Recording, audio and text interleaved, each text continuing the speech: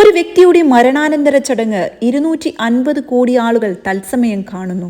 ആദരാഞ്ജലികൾ അർപ്പിക്കാനെത്തിയത് 10-15 ton ബൊക്കേകളും 60 million പൂക്കളും കാർഡുകളും ഫോട്ടോകളും അവയ്ക്കായി കുറിച്ച വരികളും ആദരാഞ്ജലികളായി അർപ്പിച്ചവർ ഏറെ. ലോകം മുഴുവൻ അഗാധ ദുഃഖത്തിലേക്ക് ആണ്ടുപോയൊരു മരണമായിരുന്നു അത്. അങ്ങനെയെങ്കിൽ അവർ ജീവിച്ച ജീവിതം എത്രമേൽ അവസ്മരണീയമായിരുന്നിരിക്കണം. പറയുന്നത് ഡയാന രാജകുമാരിയെ കുറിച്ചാണ്. ഇത്രമേൽ സ്നേഹിക്കപ്പെടാൻ എന്താണ് ഡയാന ഈ ലോകത്തിന് നൽകിയത്? ഇന്നും ദുരൂഹതയുടെ മറക്കുള്ളിൽ ഒളിഞ്ഞിരിക്കുന്ന അവരുടെ മരണം കൊലപാതകമായിരുന്നു. എല്ലാവർക്കും മനാട്സിന്റെ പുതിയൊരു വീഡിയോയിലേക്ക് സ്വാഗതം. നൂറ്റാണ്ടിലെ തന്നെ ഏറ്റവും പ്രൗഢമെന്ന് വിശേഷിപ്പിക്കപ്പെട്ട വിവാഹമായിരുന്നു 1981 ജൂലൈ 29 ബ്രിട്ടനിലെ സെന്റ് പോൾ കത്തീഡ്രലിൽ നടന്നത്. അന്നായിരുന്നു വെനീസിലെ രാജകുമാരി ഡയാനയുടെയും രാജകുമാരൻ ചാൾസിന്റെയും വിവാഹം. വെള്ളക്കുതിരകളെ പൂട്ടിയ രഥത്തിൽ സൈനിക വേഷത്തിൽ വിവാഹവേദിയിലേക്ക് ചാൾസ് ആനയിക്കപ്പെട്ടു. പിന്നാലെ തവിട്ടു നിറത്തിലുള്ള കുതിരകളെ പൂട്ടിയ രഥത്തിൽ പിതാവിനോടൊപ്പം ഡയാനയും. പുതിയ രാജകുമാരിയെ കാണാനും സ്വീകരിക്കാനും 6 ലക്ഷത്തോളം ആളുകൾ ബ്രിട്ടന്റെ തെരുവിൽ നിറഞ്ഞു. 10,000 പേളുകൾ പതിപ്പിച്ച സിൽക്ക് ഗൗൺ അണിഞ്ഞ് ഡയാന പള്ളിയങ്കണത്തിലേക്ക് ചുവടുകൾ വെച്ചു. ഗൗണിന് പിന്നിൽ 450 അടി നീളത്തിൽ ശിരോവസ്ത്രം നീണ്ടുകിടക്കുന്നുണ്ടായിരുന്നു. മുഖപടത്തിനുള്ളിലൂടെ ഡയാനയുടെ കുസൃതിച്ചിരി മിന്നിമറഞ്ഞപ്പോൾ ആവേശത്താൽ ജനങ്ങൾ ആർപ്പുവിളിച്ചു. ആ നിമിഷം, ഒരുപക്ഷെ അതിനും വളരെ മുമ്പേ തന്നെ, ഇംഗ്ലണ്ടിന്റെ ഹൃദയത്തിൽ ഡയാന ഇടം പിടിച്ചു. പ്രത്യേകം ക്ഷണിക്കപ്പെട്ട അതിഥികൾക്ക് മുൻപിൽ ചാൾസിന്റെയും ഡയാന ഫ്രാൻസിസ് സ്പെൻസറിന്റെയും വിവാഹം നടന്നു. അന്ന് 20 വയസ്സാണ് ഡയാനയുടെ പ്രായം. സോഷ്യൽ മീഡിയ സങ്കല്പത്തിൽ പോലും ഇല്ലാതിരുന്ന കാലത്ത് ഇരുവരുടെയും വിവാഹം 740 മില്യൺ ആളുകൾ തത്സമയം കണ്ടു. 200 വർഷത്തെ ചരിത്രത്തിൽ ആദ്യമായി ടൈംസ് ഓഫ് ലണ്ടൻ വിവാഹം പ്രമാണിച്ച് ഒരു കളർ സപ്ലിമെന്റ് ഇറക്കി. നൂറ്റാണ്ടിലെ വിവാഹമെന്ന് അത് വാഴ്ത്തപ്പെട്ടു. ആൺകുട്ടിയെ കാത്തിരുന്ന മാതാപിതാക്കളുടെ പ്രതീക്ഷ കീഴ്മേൽ മറിച്ചുകൊണ്ടാണ് 1961 ജൂലൈ 1 ഡയാനയുടെ ജനനം. വൈകാതെ കുടുംബത്തിൽ കലഹം ആരംഭിച്ചു. അത് അവസാനിച്ചത് ഡയാനയുടെ 7-ാം വയസ്സിൽ മാതാപിതാക്കളുടെ വേർപിരിയലോടെയാണ്. ഡയാന ജനിച്ച സ്പെൻസർ കുടുംബത്തിൽ നിന്ന് തലമുറകളായി ബ്രിട്ടീഷ് രാജകുടുംബവുമായി അടുത്ത ബന്ധമുണ്ടായിരുന്നു. മാത്രമല്ല, ഡയാനയുടെ സഹോദരി സാറയും ബ്രിട്ടീഷ് രാജകുടുംബത്തിലെ കിരീടാവകാശിയായ ചാൾസും തമ്മിൽ സൗഹൃദത്തിലായിരുന്നു. എന്നാൽ ചാൾസിനെ വിവാഹം കഴിക്കാൻ സാറ ഒരിക്കലും താല്പര്യപ്പെട്ടിരുന്നില്ല. സാറയിലൂടെ ഡയാനക്ക് ചാൾസിനെ അറിയാം. ചാൾസിനെ ആദ്യമായി കാണുമ്പോൾ ഡയാനക്ക് പ്രായം 16. ആദ്യ കാഴ്ചയിൽ തന്നെ ഇരുവരും പ്രണയത്തിലായി. ഡയാനക്ക് 19 വയസ്സുള്ളപ്പോൾ ചാൾസുമായുള്ള വിവാഹം ഉറപ്പിച്ചു. ഇരുവരുടെയും വിവാഹത്തെക്കുറിച്ച് കേട്ടവർ നെറ്റിച്ചുളിച്ചു.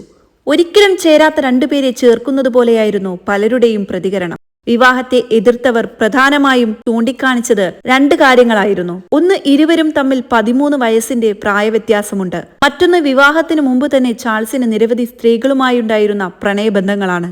ബ്രിട്ടന്റെ കുതിരപ്പടയിലെ ഓഫീസർ പാർക്കർ ബ്രൗൾസിന്റെ ഭാര്യ കാമിലയുമായുള്ള ചാൾസിന്റെ അനുരാഗം പരസ്യമായ രഹസ്യമായിരുന്നു. ഡയാന ഈ കഥകൾക്കൊന്നും ചെവി കൊടുത്തില്ല. അത്രമേൽ അവൾ ചാൾസിനെ സ്നേഹിച്ചിരുന്നു. അങ്ങനെ എതിർസ്വരങ്ങൾ അവഗണിച്ച് അവർ വിവാഹിതരായി.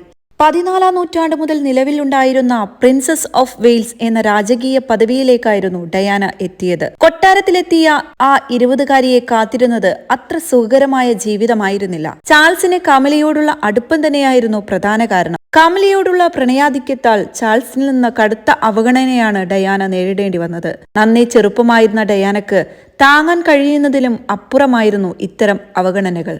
1981 നവംബർ ആയപ്പോൾ മൂത്ത മകൻ വില്യമിനെ ഡയാന ഗർഭം ധരിച്ചു.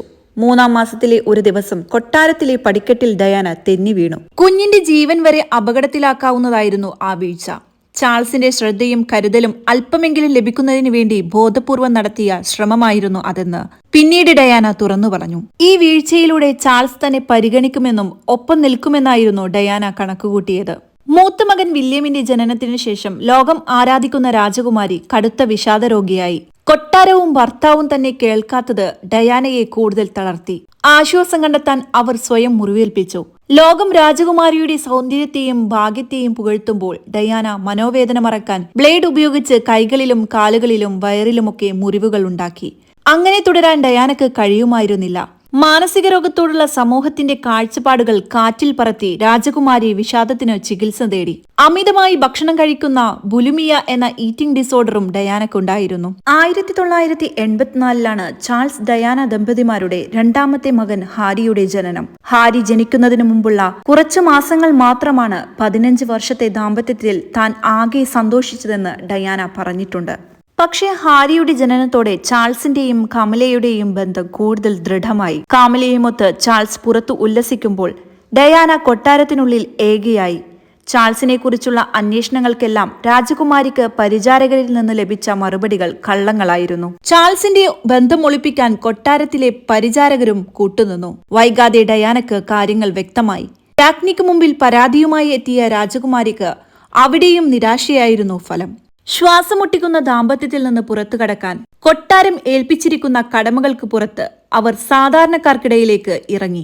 അന്ന് ഡയാന ഉറക്കെ പറഞ്ഞത്, ഞാൻ രാജകുമാരിയാവുകയാണെങ്കിൽ അത് പാവങ്ങളുടെ രാജകുമാരിയായിരിക്കുമെന്നായിരുന്നു. സമൂഹം അവഗണനയോടും ഭയത്തോടും കണ്ടിരുന്ന HIV രോഗികൾക്കും കുഷ്ഠരോഗികൾക്കുമിടയിലേക്ക് അവർ ഇറങ്ങി പ്രവർത്തിച്ചു.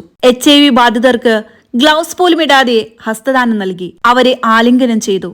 എന്നിട്ടവർ ലോകത്തോട് വിളിച്ചു പറഞ്ഞു, എയ്ഡ്സ് രോഗികളെ നിങ്ങൾക്ക് നിങ്ങളുടെ വീടുകളിൽ താമസിപ്പിക്കാം. അവർക്കൊപ്പം ജോലിസ്ഥലവും കളിസ്ഥലവും പങ്കുവെക്കാം. രാജകുമാരി ഇതെന്താണ് കാണിക്കുന്നത് എന്ന ആശ്ചര്യത്തോടെയാണ് അവരുടെ പ്രവൃത്തികളെ ലോകം നോക്കിയത്.